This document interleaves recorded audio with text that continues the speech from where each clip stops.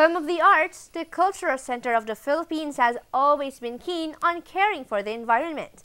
Kaya naman inilunsad kamakailan ang CCP Bike Lane para sa mga kababayan nating may malasakit din para sa kalikasan.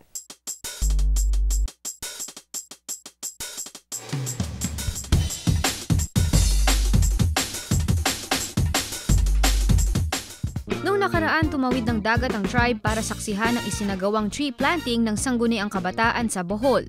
Ngayon naman, balik tayo sa Maynila upang maging parte ng kasaysayan ng Bahay ng Kultura at Sining. Binuksan ng Cultural Center of the Philippines ang bike lane para unti-unting mabawasan ang pag-i-emit ng hazardous smog sa kapaligiran ng CCP. We want the CCP to be a model area for keeping the environment eco-friendly.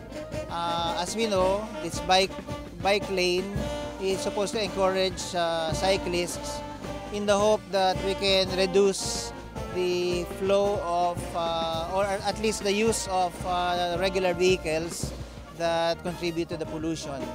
Over the years, there have been many bikers here around the CCP complex with or without the bike lane. So through the opening of the bike lane, we want them to know that there is really a place here where they have the sole authority to use.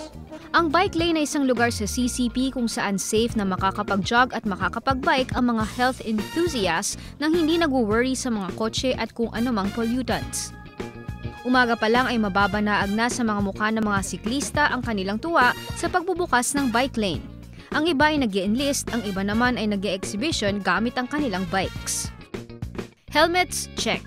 Gears, check. Water bottle, check. Bike, check. Bago binuksan ng formal ang bike lanes ay hinandugan ng tugtugin at katutubong sayaw ang mga siklista. Ilang sandali na lang at binuksan na rin ang bike lanes. Kitang-kita ang hugos ng katuwaan sa mukha ng mga siklista at runners dahil sa wakas ay meron ng lane para sa kanila. Kaya naman para sa mga mahilig magbike, tara na sa Cultural Center of the Philippines at makiisa sa pagpapreserba ng ating kalikasan gamit ang bike lanes.